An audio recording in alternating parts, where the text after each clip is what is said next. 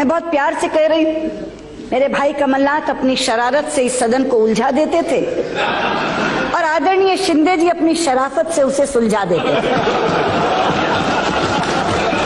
और इस शरारत और शराफत के बीच बैठी हुई सोनिया जी की मध्यस्थता, आदरणीय प्रधानमंत्री जी की सौम्यता, आपकी सहनशीलता और आडवाणी जी की न्यायप्रियता के कारण ये सदन चल सका।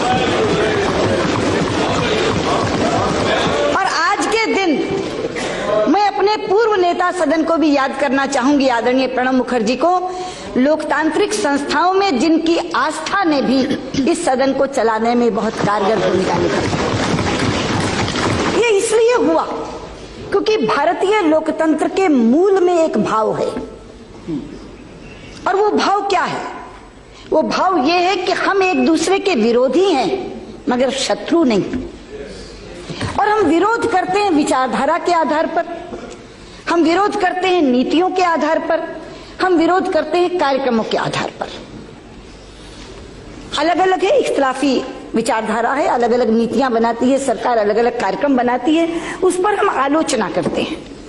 वो आलोचना प्रखर भी होती है, लेकिन प्रखर से प्रखर आलोचना भी भारतीय लोकतंत्र में एक दूसरे के व्यक्तिगत संबंधों में आड़े नहीं आती। भाजपा संसदीय दल के अध्यक्ष के रूप में आडवाणी जी से मैं मार्गदर्शन लेने जाती थी। वो हमेशा मुझे एक ही निर्देश देते थे, सदन की गरिमा के अनुरूप ही आचरण करना है। दलगत राजनीति से ऊपर उठकर हमेशा उन्होंने मुझे सुझाव दिया, और मैं आज इस सच्चाई को स्वीकार करना चाहूंगी कि नेता प्रतिपक्ष के रूप में जो भूमिका मैं निभा सकी वो आदरणीय आडवाणी जी के आशीर्वाद के कारण निभा पाई। अध्यक्ष जी, अब हम चुनाव में जा रहे हैं। चुनाव में जाते समय चाहिए तो यह था कि मैं विजयी भव का आशीर्वाद देती सबको, लेकिन वैसा करूंगी तो असत्य होगा। इसलिए मैं विजयी भव का आशीर्वाद तो नहीं दे पा रही, लेकिन यशस्वी भव का आशीर्वाद सबको दूंगी। मैं चाहूंगी कि यशस्विता से हम सब चुनाव लड़ें,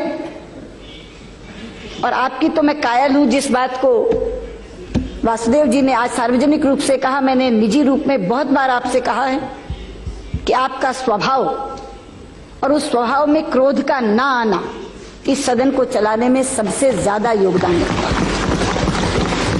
इसलिए मैं कहना चाहूंगी कि हम सब यशस्विता से चुनाव लड़ें, जनता जिसे जिताकर भेजे, क्योंकि लोकतंत्र में जनता की अदालत सबसे बड़ी अदालत होती है।